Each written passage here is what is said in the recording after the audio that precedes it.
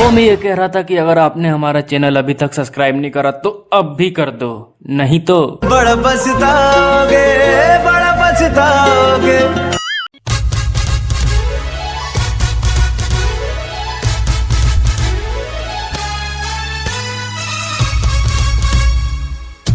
सूरज के याद आइता, सूरज के याद आइता। धूम रिकॉर्डिंग स्टूडियो, राजा सोनवर्षा, थाना चौक। सिंगिंग बाय सूरज हिंदुस्तानी। आगे पड़त सारा प हमर पड़त, आगे पड़त सारा प हमर पड़त।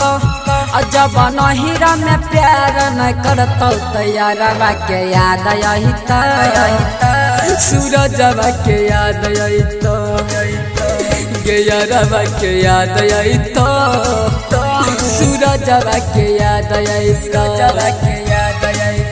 आगे पड़त सारा प हमर पड़त,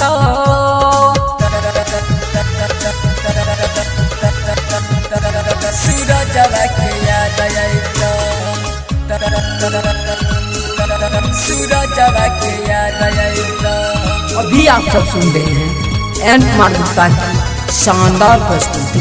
सिंगिंग बाय सूरज हिंदुस्तानी। आगे जाई छी त जो न ससुरावा, आगे हमारा से मोर के मुहावा।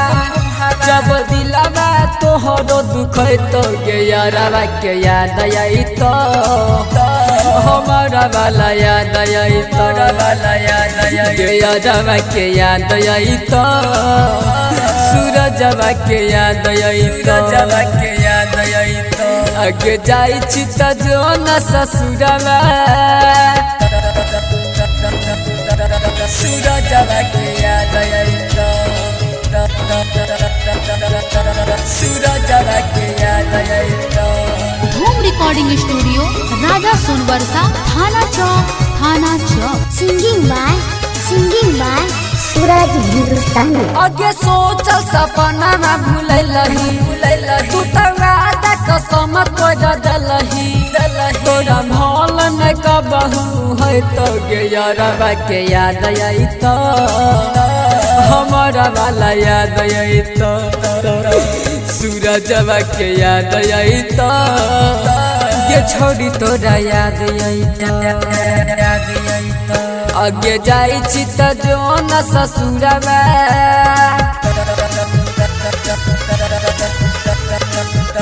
सूरजवा के याद आई तो, सूरजवा के याद आई तो। धूम रिकॉर्डिंग स्टूडियो, राजा सोनवर्षा, थाना चौक। सिंगिंग बाय सूरज हिंदुस्तानी। आगे राइटर मनीषा के भेला है, रामा नीतीश के बात नहीं मानली। जब सूरज जान गबै तो गे छोड़ी बड़ी याद आई तो, हमारा वाला याद आई तो, गे सूरज के याद आई तो, गे जान बड़ी याद आई तो। आगे जाई छी त जो न ससुरवा,